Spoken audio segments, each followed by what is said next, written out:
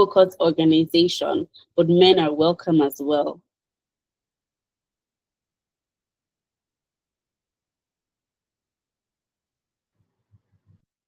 So I'll be dropping the link to register with us. Please register with us. We have amazing things in our community. We have job opportunities. We share job opportunities.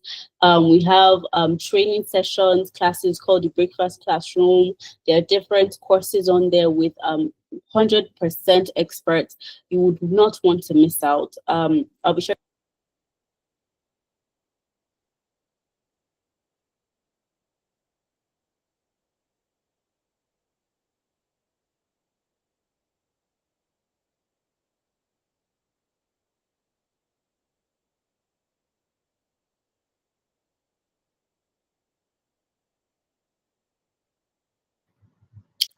Please, if you haven't registered for Hired, I'm going to reshare the link. Please register. It is very, very important.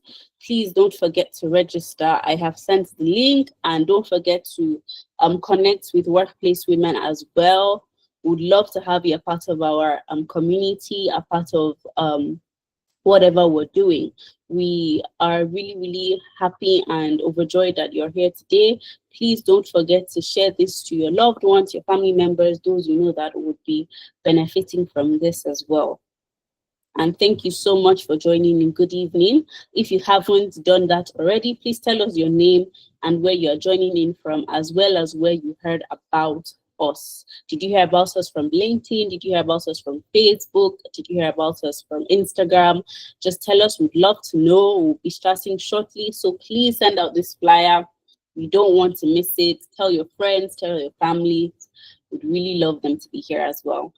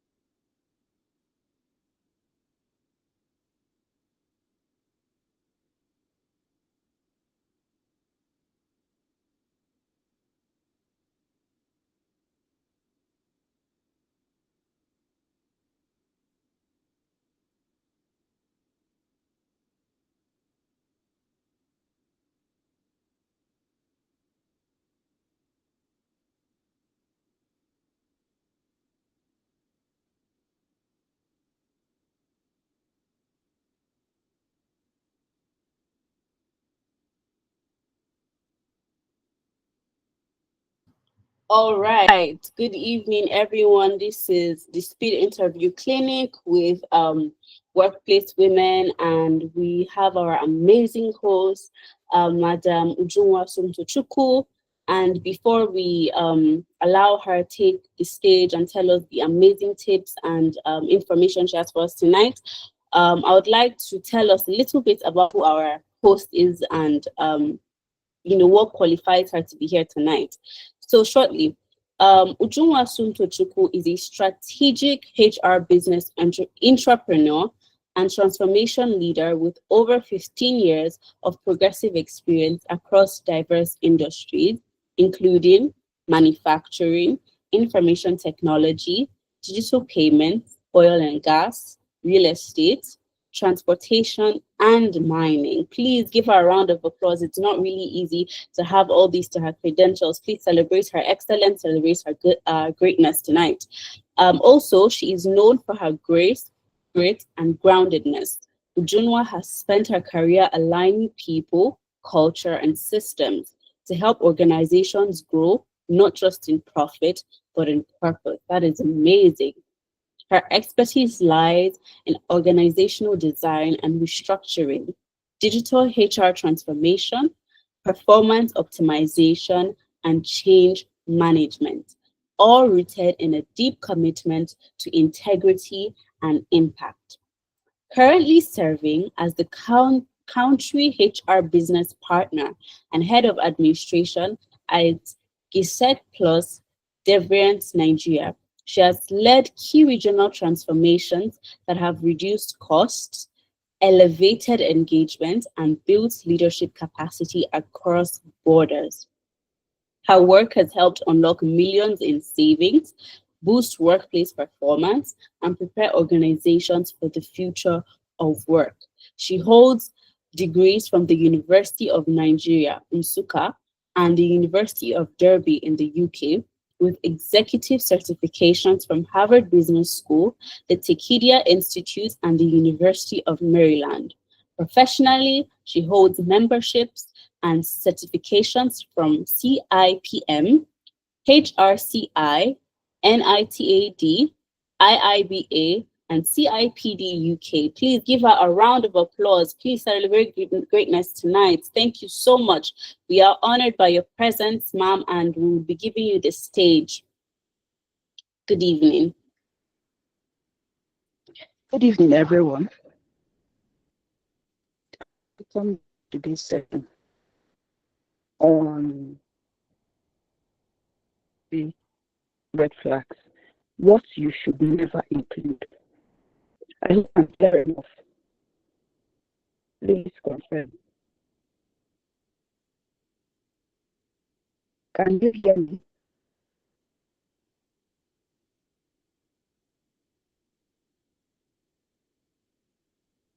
Can you hear me, please? All right. My volume is very low. Okay. My name is Ujunwa Somtochukwu, and I'll be guiding you through common mistakes that can instantly disqualify your CV. This session is actually part of Higher Point 5.0 Speed Interview Clinic Series. By the end of this presentation, you will exactly know what to avoid, how to craft a professional CV that gets you noticed for right reasons. Before we begin, let's explore the importance of your CV first and foremost. Your CV is not just a paper. It is the very first impression you would make on a potential employer. So no matter how qualified you are, a poorly crafted CV can only close doors before even you get an interview. Research shows that recruiters spend an average of 6 to 8 seconds. Sorry, please, tell me, could you please share my slides?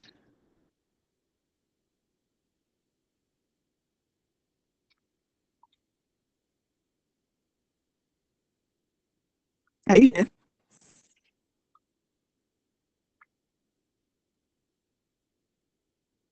Hello? Yes, ma, we can hear you, but the volume is quite low. Maybe you Okay, can I just would pick up a increase. bit more. All right. Tell me, could you please share my slides or Tagi from your end?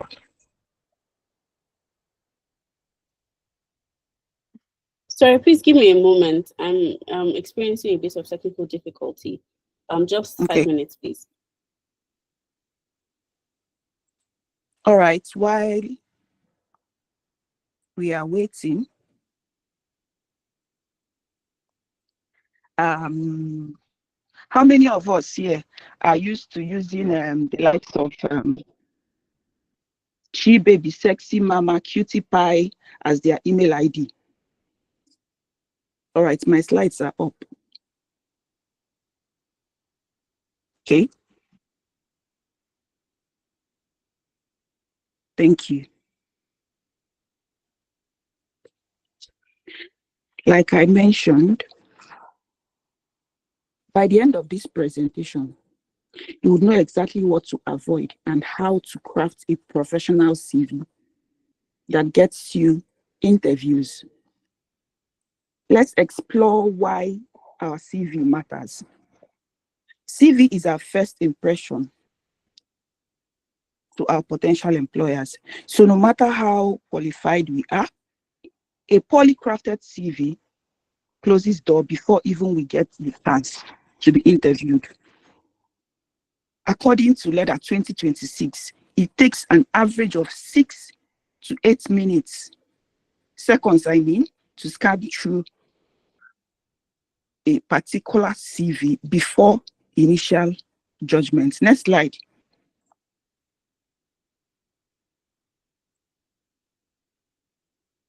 And in today's competitive job market, avoiding such mistake is just as important as showcasing our achievements.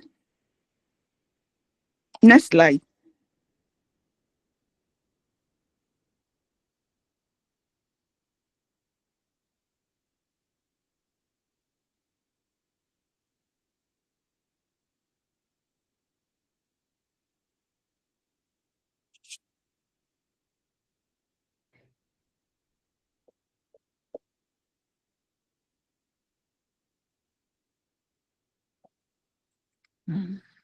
Mm,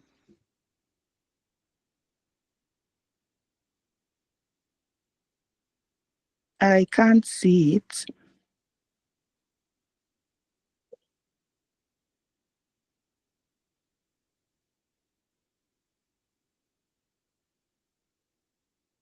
Anna,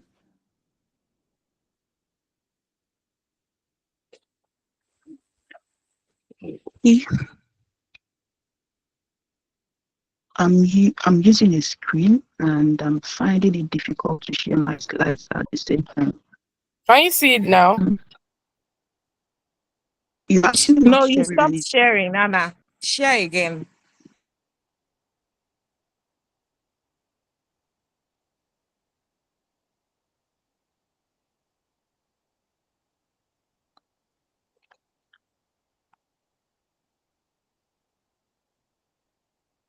Let me know where you can see it.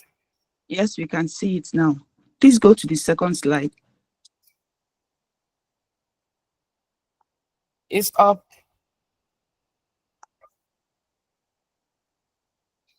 All right. Thank you. All right. So red flags in our CV can instantly disqualify consideration, regardless of our actual qualification or potential. And that is why it's important to avoid these red flags. The next slide will put us through what we will be discussing today. Next slide. And our goal for today is focused on 3 areas. The first one would be to identify the most common red flags that recruiters and hiring managers look for when reviewing our CVs. The second one would explore how these warning signs are interpreted by hiring professionals and what they suggest about us as the candidates. And then finally, we'll learn practical strategies for crafting a professional's error-free CVs that effectively positions us for a job opportunity. So by the end of this session, we will be going home with a clear understanding of what to avoid and how to present ourselves in the best possible light through our CV. The first red flag we are going to look through is the next slide, please. Before we get to the red flags, let's understand what red flags means. They are warning signals in our CVs that raises immediate doubts about our suitability, credibility, or professionalism. So it's important for us to understand that perceptions impact the process. According to letter 2018,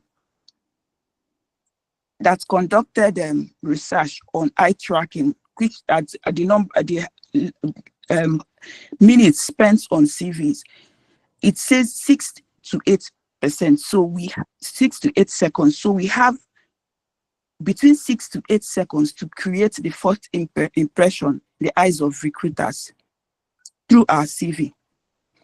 So anything suspicious or distracting can quickly reduce our chance of moving forward. The impact of these red flags can be significant.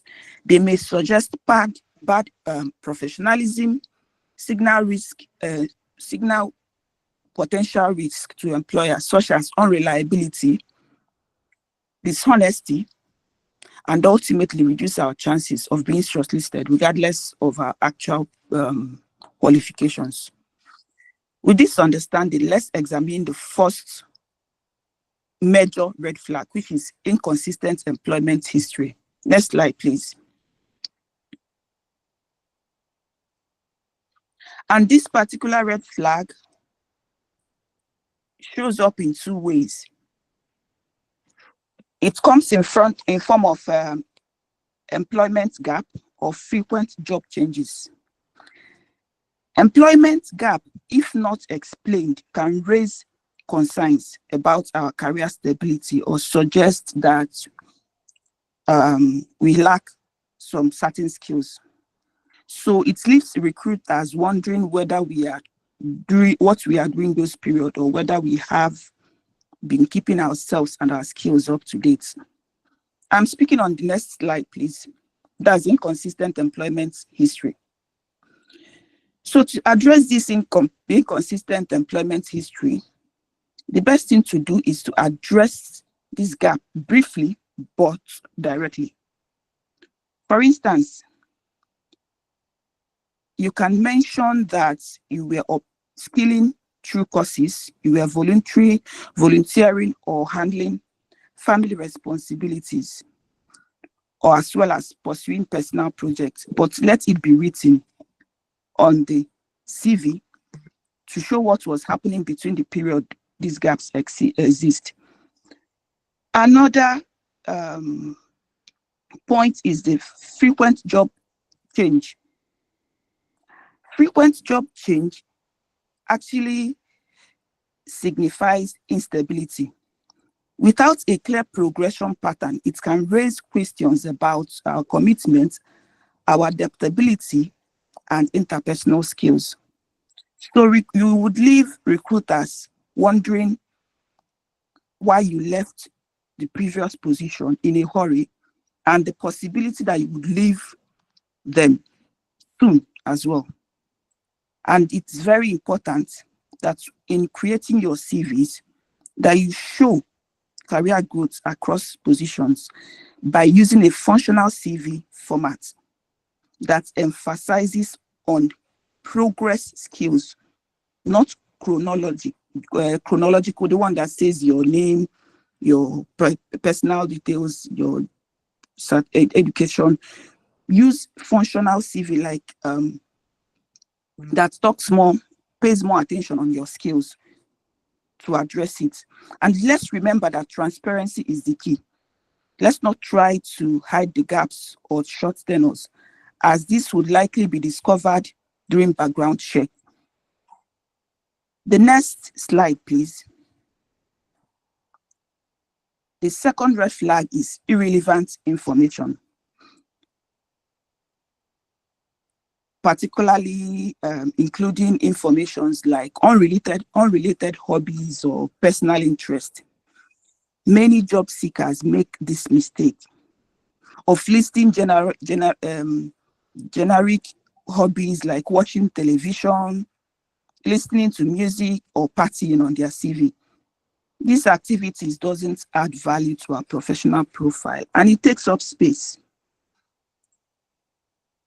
So I would advise you pay attention if at all you would use hobby or personal interest to those hobbies that primarily impacts on your position or has an impact on the position that you're applying for. What I mean is that by engaging in those hobbies, you are gaining skills that are needed to execute the job you're applying for. That is the only condition for you to include those hobbies and personal interests on your CV. For instance, someone that wants to apply for the role of software developer can use coding as hobby or interest, and then someone that wants to apply for HR positions can use volunteering for HRO projects as hobby or personal interest. If at all you would include your hobby or personal interest, we need to showcase that these qualities add value. Qualities like leadership or creativity or commitment or public speaking, so long as it has impact on the job you are applying for. Therefore, don't use hobbies that are not related to your the job you're applying.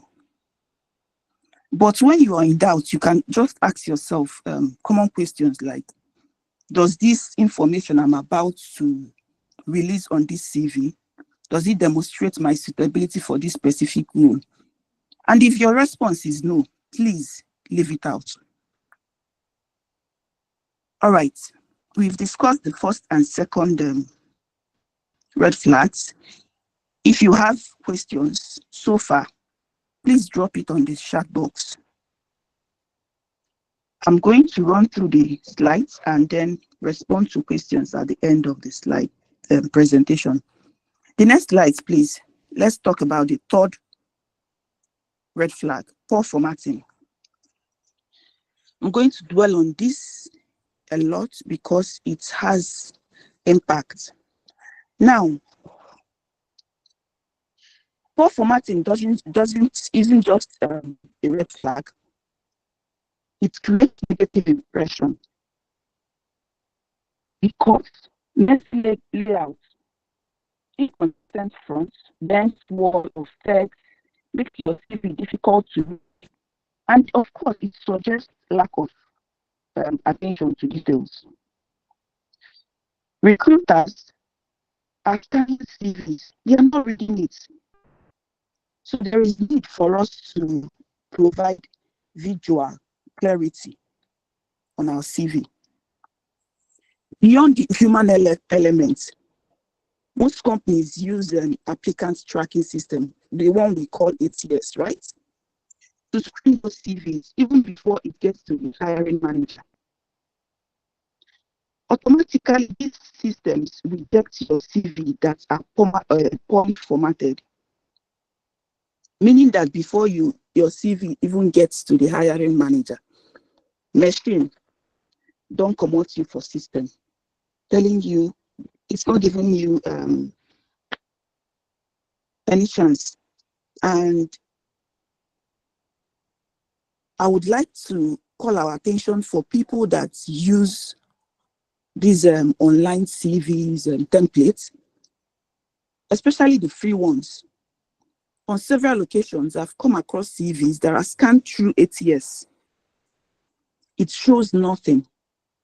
Not because there is nothing on the CV, but the fact that the CV is on image format and it's showing nothing. Because what you downloaded, use paint, format, box, text box, and all this to beautify the CV, and it doesn't allow the ATS to read the wordings on your CV. So the best thing to do is to use consistent formatting with well-defined sessions, appropriate headings, bullet points to break up text. Stick to standard professional fonts like Arial, Calibri, Time New Romance. And most importantly, use PDF formats. Worst scenario, Word format, please. The aim is for it to be clean, scannable layout with sufficient white space. Hello? All this blue beautifying using white space is important. This not only helps human readers, but it also ensures ATS capability. At the end, let's remember that our CV is a reflection of our professional standard. Therefore, A well-formatted document suggests attention to detail and respect for the reader's time. Next slide, please. The fourth major red flag is exaggerated or false claim, which to me permanently damages the professional reputation of the candidates, because inflated achievements without supporting evidence, such as claiming that you have increased sales by 300% without proof, immediately raises suspicion among experienced recruiters. So it's important for us to understand that recruiters actually do cross-check our claims on LinkedIn, reference checks, or targeted interview questions. So any discrepancy suggests lack of integrity, right? So it would be nice for whatever it is we are putting, make it quantifiable and be ready to explain more. What do I mean? For instance, don't use vague, you did this, you did that, without backing up. You can say, I increased the customer retention by 25% within 12 months through implementation of new loyalty program. This is straight to the point. And then when your CV is seen during your physical interview, the interviewer can easily ask you,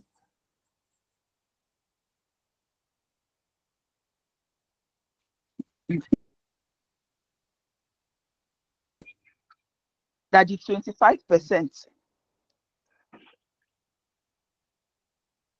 how do you evidence the 25%?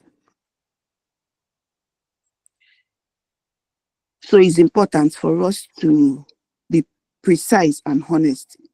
And when we are unsure, actually, instead of using over bloated figures or whatever, we can be conservative in our estimation, and then plan to tell the story around it.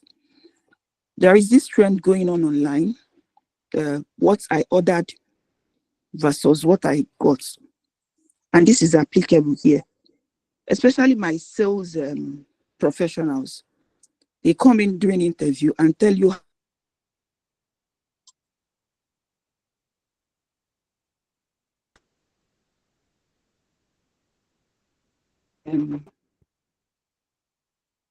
over exaggerated a lot on their CVs. But when you give them the job to do, you'll be like, but you claim you've done this in the past. How come you're not doing it now? So all these exaggerated claims actually disfigures our reputation.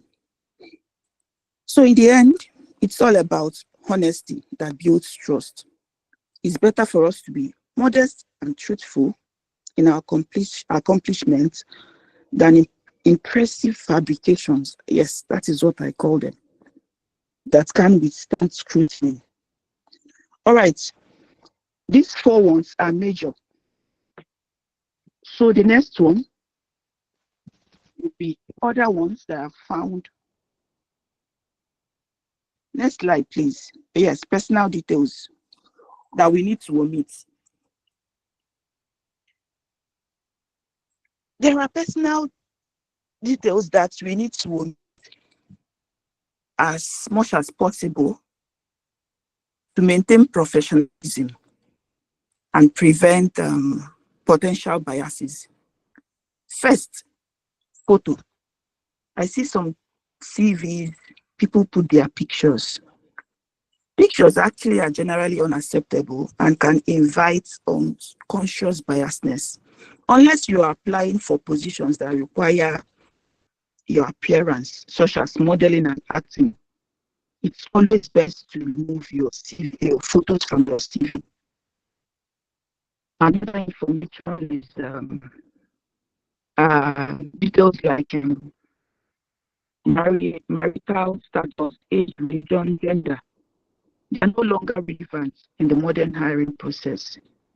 Including them can potentially lead to unconscious biases or discrimination, even if it's unintentional. For instance, in a scenario where your CV, you are from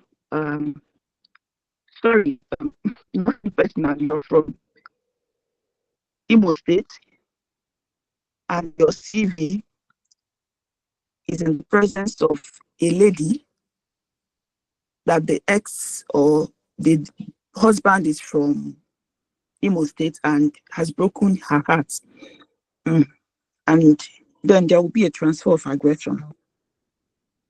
Yeah, so it's very important that we, as much as possible, remove those personal informations from our CVs to avoid discrimination.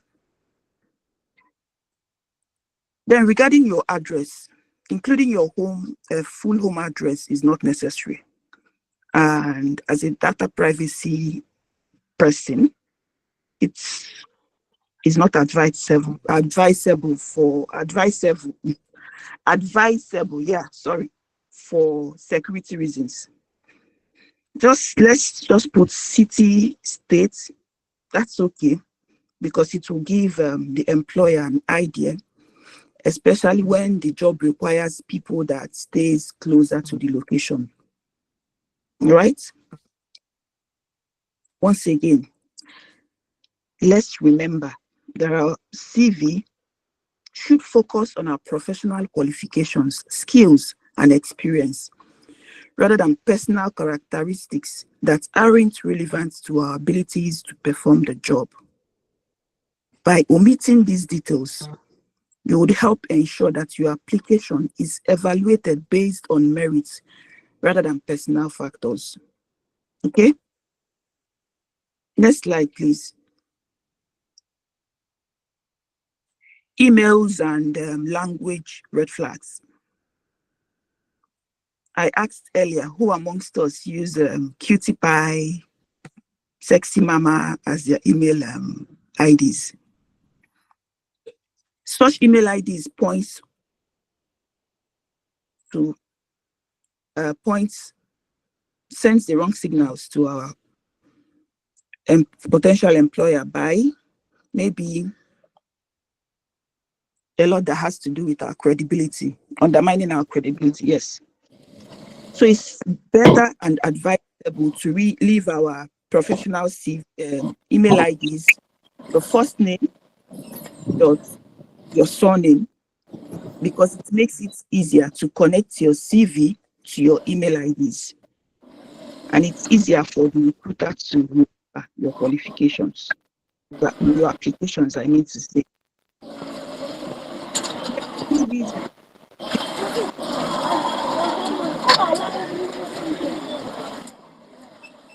Sorry, what is the noise?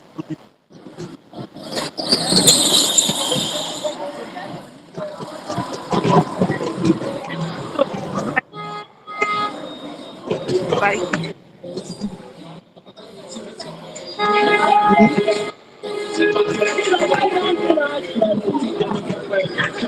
Oh, Bola, mute yourself. Please. please mute yourself, please. All right. There are CVs that when people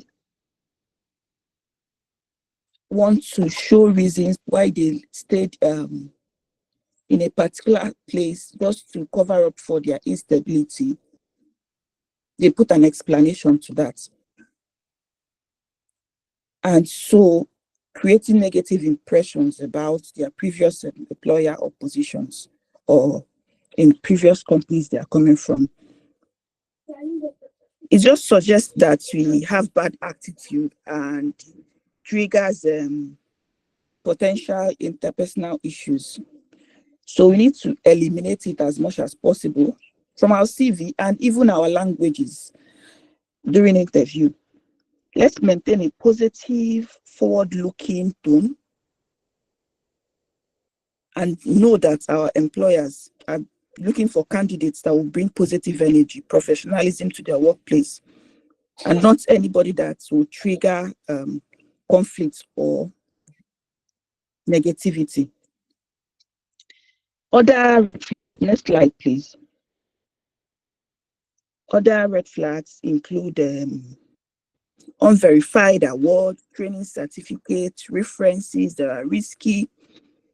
Employers actually do background checks, and when they discover this false claim, it immediately disqualifies us and damages our professional reputation beyond repair, just because we put the wrong information on our CV. Additional red flags include typographical errors and suggest carelessness and lack of attention to details. So let's proofread our CVs multiple times before we send it. Other red flags are long CVs. Remember, you only have 6 to 8 seconds to create the first impression. So how will a recruiter be able to glance through more than 2 pages, max 3 pages, which is not advisable? Or we can't help ourselves most times, unless for these top roles, high profile roles. How can the recruiters proofread our CVs for just 6 to 8 seconds if it's that long? Let's keep it short and precise, like 2 pages. That's what is advisable. And then overusing words like hardworking, team player, um, our ability to work under pressure without supporting evidence makes our CV feel like insincere, too generic. So at the end, we should customize our CVs to highlight our most relevant skills, relatable skills, and experiences for that particular role. And this is not me telling you to lie on your CV or have different CVs for different jobs. What I'm saying here is for those of us that have experience, customer service, marketing, sales, HR, and you're trying to find your foot into a particular profession, maybe HR. What I'm advising is you tailor your CVs and your skills gathered over those period of years to support the role you are applying for. All right, my last slide. I have the habit of calling to action. And so we've gone through all these things and we've identified red flags. So I want us to take time to ask ourselves these questions on our CVs. Does it reflect professionalism, honesty, and relevance? Are there red flags that might be undermining our chances? I encourage us to update our CVs with these principles in mind. Every small improvement can significantly increase our chances of getting past the initial screening and securing interview. Let's remember that our CV is our personal marketing tool.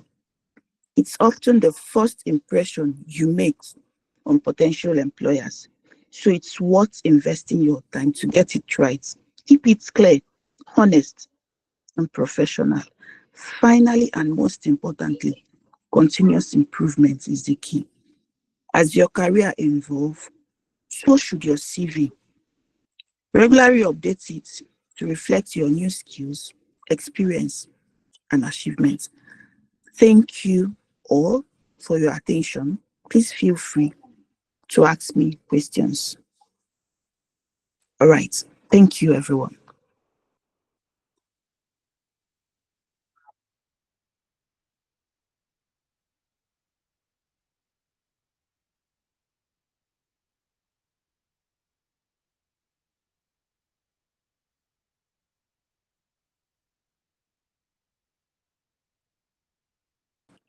Thank you. I'm reading your chats.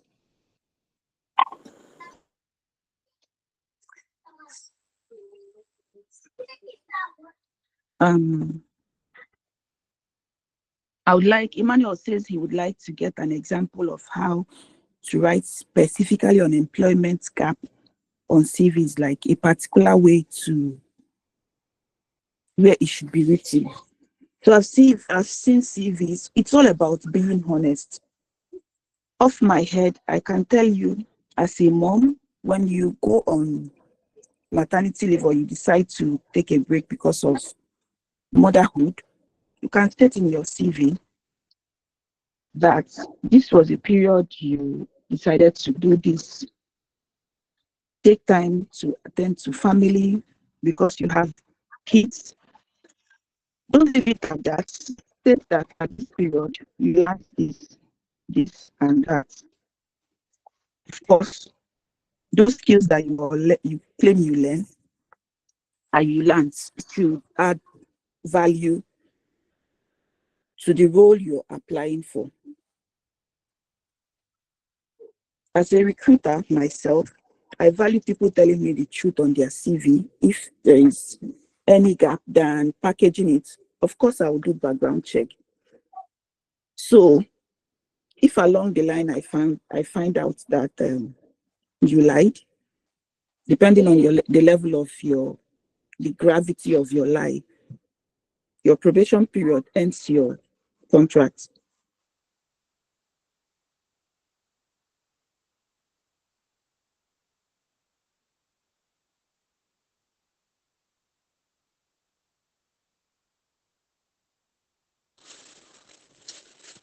I think network through our facilitator of, I guess we'll be back soon. Yes, I also Thank believe for it's the meeting. network. Great, she's back.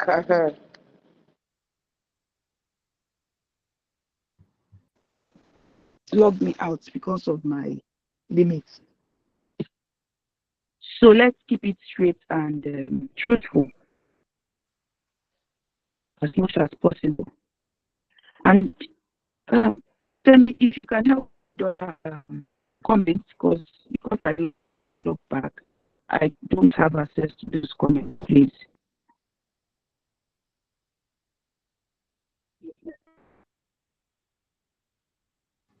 I think Emmanuel was the only one that sent a question so far that I can see. Please, if anyone has any questions, please.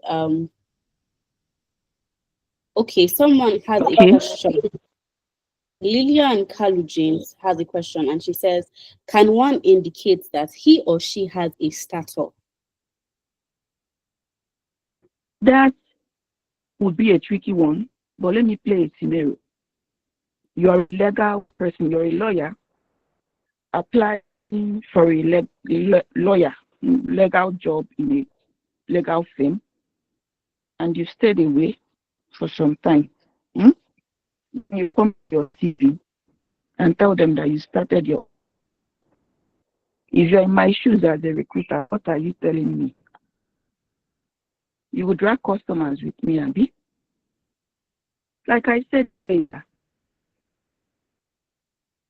if it's not relevant and it won't add value, don't mention it. Just say for personal reasons, but let the gap be there. Or for personal development, brother and sister, beg, don't mention it if you're a competitor, if your startup is a competition with your employer. Ejo, please. Especially for those of us that started something and it wasn't going on well, we want to come back to corporate world. Personal projects that has to do with this, and so, but please don't say it if it's a competition to your employer. I hope I answered your question. I also hope that the person has gotten clarification. There's another question, Matu. Anu Falusi has a question, and her question is, can you add contributions you made during a boot camp training? on a CV in place of experience? Mm. It's highly advisable, more especially if it would add value or credence to your application. So there is this format of CV that I've seen. You first of all highlight your key achievements. You can include it there. And at the tail end, where you talk about your experiences, you now put where you worked. But if you think it's an achievement for you and it will add value to your application, please highlight it. So you have your summary, professional summary. You talk about your key achievements and talk about your skills, right, before you now start talking about your experiences. So on your first page, we are seeing your key skills, you are seeing your achievements and summary of who you are. Please do if it adds value to your application. Thank you.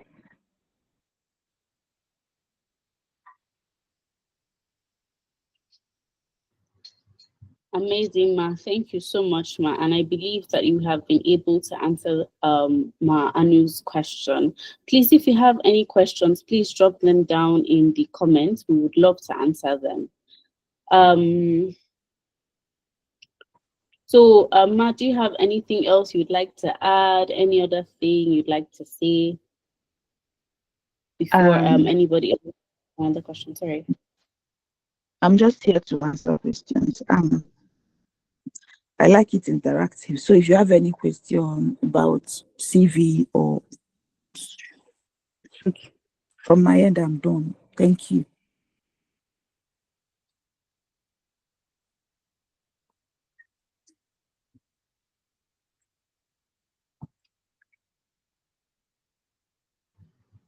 So please let's celebrate Masumto in the comments. Please tell us what you've learned so far. Tell us, celebrate her.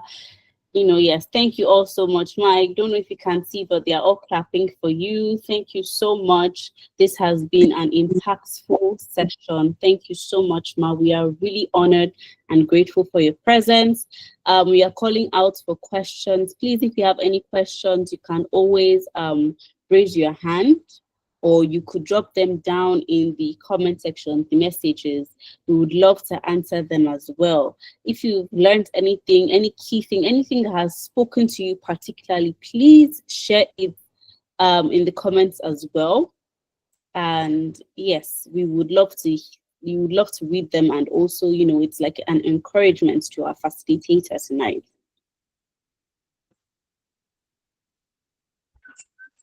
Okay, I have a question here. Can you share a breakdown of how the CV should be written, name to summary? All right. Let me share this in 3 different categories. Let me start with people with more than 10 years that are looking for senior roles. It's always advisable that at that level, it's all about what have you achieved? What impact have you made so far? Your education should be the last, right? The first should be your professional summary. Maximum of 7 lines. Summarize who you are, followed by your highlights over those years, and then your core skills that you're bringing to the table. And then you start putting your experiences. All right. For government, I'm spacing it for government because they're kind of interested in your qualifications and certifications. Maybe you can put it after your years of experience. Now, this is my thoughts. It's not standard. It's my advice for top executives. And then for middle level, you can equally follow that line. or format, but the first part is your professional summary and who you are. There's this line on LinkedIn that says, in 2 or 3 words, your profile, who you are. Put it on your CV and make it virtual. So at the moment they see, they know they can relate to who you are. Let's see your skills as well and strengths, and then your experiences. When narrating your experience, don't just say your responsibilities. Share your responsibilities in such a way that something came out. So you don't say, um, well, I'm responsible for recruitment. You can put it, I led, I managed, I organized, or I co-created or co-designed. Sorry, don't use I. Co-created, designed, or this. But let the first word be the action word of what you've done or what you're currently doing on your experiences. And then for entry levels and young professionals, talk more of the summary of where you think you want to be and who you are, what you intend to bring to the system, and how you learn from the organization, what you're looking for. Then put in your um, technical skills, then your school history, or if you have any voluntary experience, you can add it as well. I hope this helps. Remember, it's not one size fits all. This is mine. What's my opinion? Okay. Thank you. You're welcome. Any other question, please?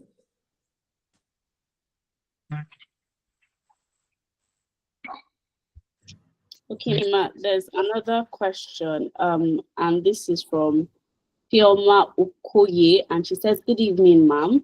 Please, my question is outside the subject of discussion, for someone that studies insurance, if he wants to get to go for masters, for example, which field would you advise he should go for? Please, ma, I need your help. Thank you, ma." Okay.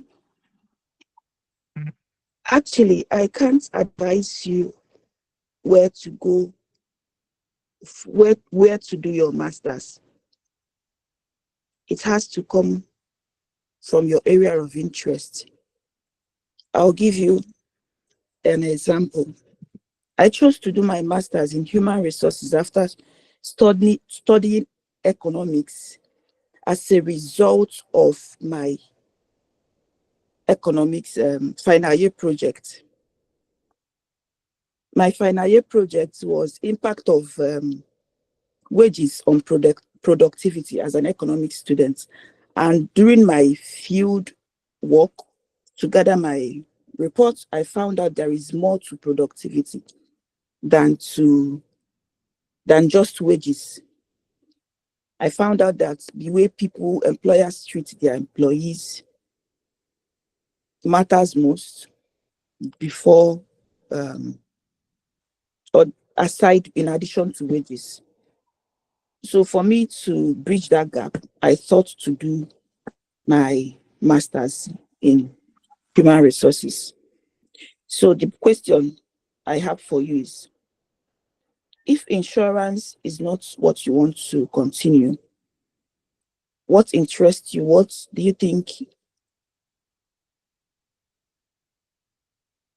What's interest you? What is your interest? And then translate it to the study. Maybe you want to do HR, or you want to do business management or strategy or whatever. So until I have a discussion one-on-one with you, I can't from here tell you where to do your master's.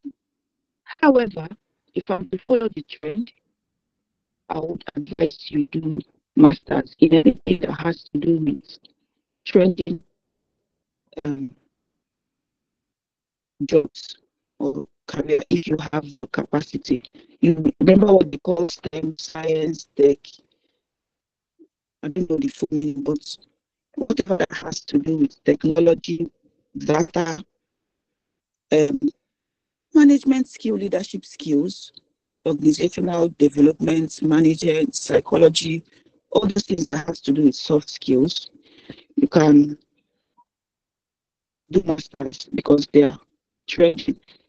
So before you choose, research on trending in the next 20, 30 years.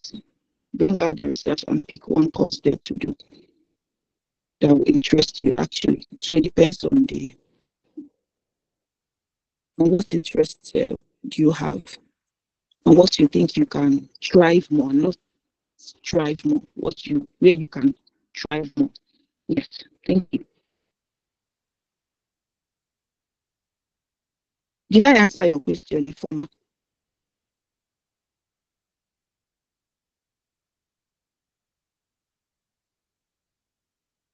My name is Ujuma Sundochukwu. You're welcome. All right. Any other questions, please?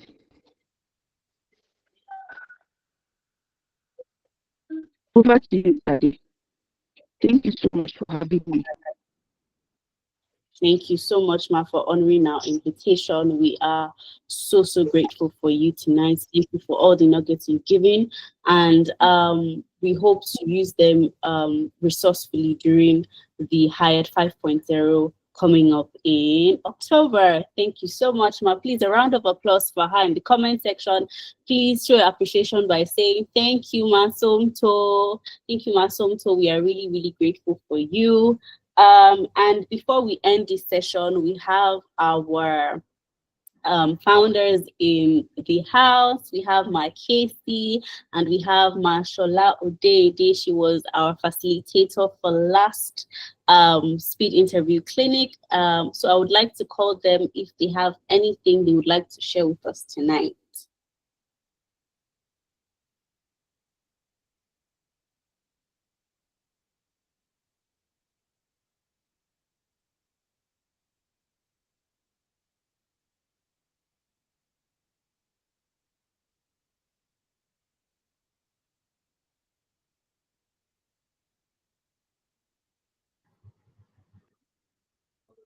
Hello, sorry.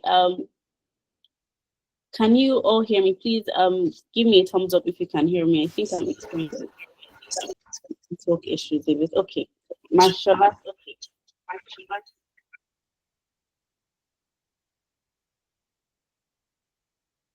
Yes, we can hear you. Thank you so much, Tadi, and thank you, Ujunwa Somto. Thanks a million. The sharing tonight is invaluable.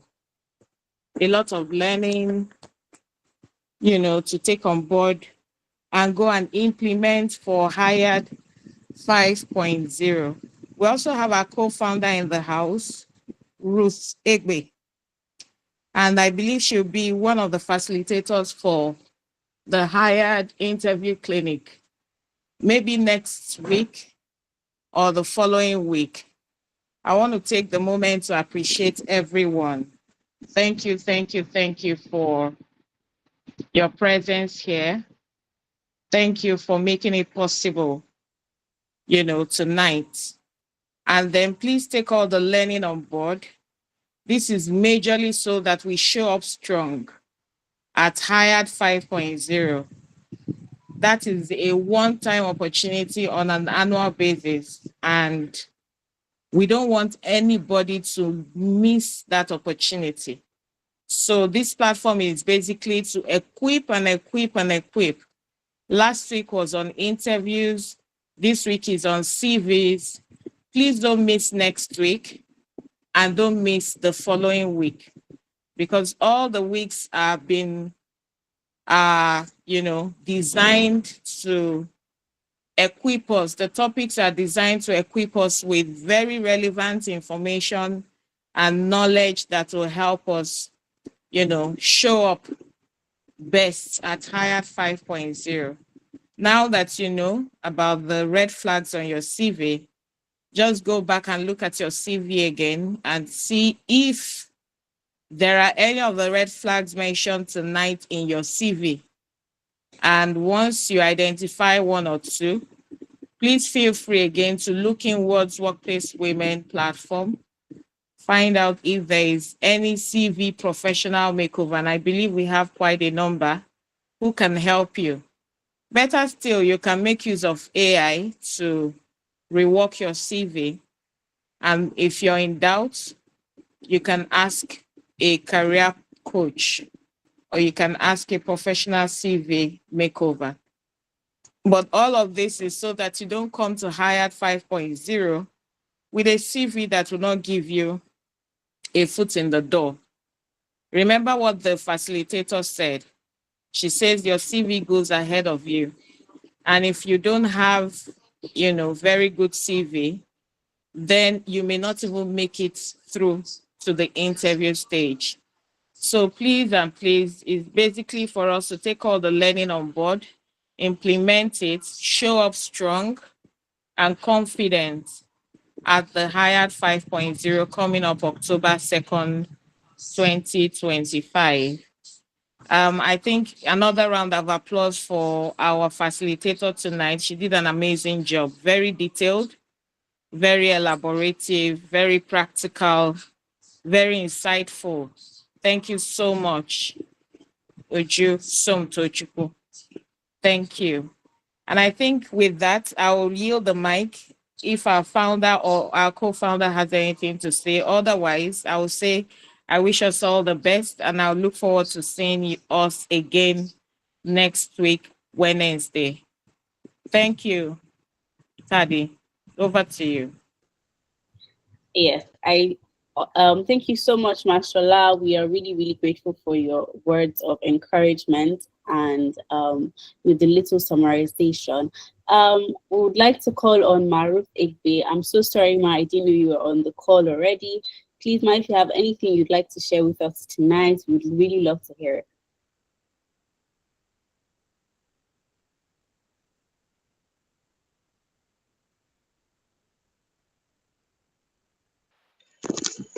Good evening. Good evening, everyone. Can you hear me? Yes, Ma, I can Yes, hear we you. can. Good evening. Okay, thank you very much. I think Shola has said everything because I was listening very ardently as to all the tips, and I just kept, even if I didn't post a thumbs up, I kept doing thumbs up in my mind. And I'm really, really grateful that we have all these tips coming across. Thank you, Uju, for all the tips. Really, you covered a lot of scope, and we're looking forward to hearing more, and also looking forward to the day that we're going to have this session. And we expect that with all the insight that's being shared, everyone who is participating in these clinics will come into that hired session with a lot of information that will guide the impact that we're hopefully going to celebrate from that session. Thank you very much. I don't have any more to add. I believe the other classes will be able to cover some other scope. Nothing comes to mind to add. Just keep taking all the advice and act on it, because a lot of times we hear a lot of things, there's information overload, but not so much action is taken. So find one thing or two or three that you will take action on tonight. Don't wait until tomorrow. Take action on. I think that's the best way to really break the inertia or break the jinx that holds us in anything that we do. Always end with an action point. And I know she said that, she mentioned that. That's a very, very key tip. Always end with action. And you see that at the end of the day, it's the people who act on what they hear that actually move forward and progress. So let's take one action today or two actions tonight, before you go to sleep, as she has advised. So thank you everyone for joining. Thank you, Juma, for sharing. And I hope we have a good night as we close out this. And I'll pass on, if our founder is available, I'll pass on to her if she has other words as well to share, so that we can close out and have a good night. Thank you, everyone.